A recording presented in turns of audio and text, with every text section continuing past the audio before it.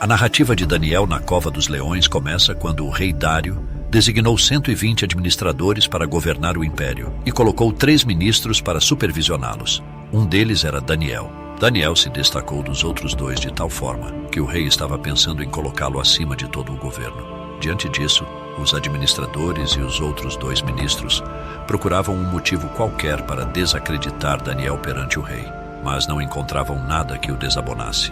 Eles chegaram à conclusão de que nunca encontrariam nada contra Daniel, a menos que encontrassem alguma acusação relacionada à lei do seu Deus. Assim, os líderes do reino, prefeitos, governadores, conselheiros e supervisores foram até o rei e disseram para que o mesmo criasse um decreto, dizendo que durante 30 dias seria proibido que qualquer pessoa adorasse outro deus ou homem, exceto o rei, e a pena por desobedecer seria ser lançado à cova dos leões. O rei Dário concordou e redigiu o decreto. Ao ouvir isso, Daniel foi para casa, onde havia janelas no andar de cima que davam para Jerusalém, e mesmo diante da proibição, continuou a orar a Deus 3 vezes ao dia, conforme era de seu costume.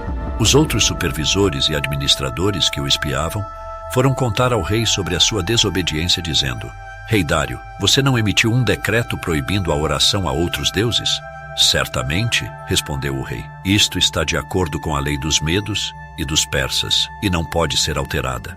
Eles continuaram: Daniel, o homem de Judá que foi exilado, não obedeceu ao decreto. Ele ainda faz suas orações 3 vezes ao dia. Ouvindo essas palavras, o rei ficou bastante triste, mas gostava de Daniel e não queria jogá-lo aos leões. Passou a noite pensando em como salvar Daniel, mas veio o amanhecer e os mesmos homens vieram novamente provocar tumulto. Disseram que a lei não poderia ser derrubada ou alterada, mesmo com um decreto real, e pediram para que o rei fizesse Daniel cumprir o castigo. Então, sem ter mais o que fazer, o rei deu ordem para que trouxessem Daniel e o jogassem na cova dos leões.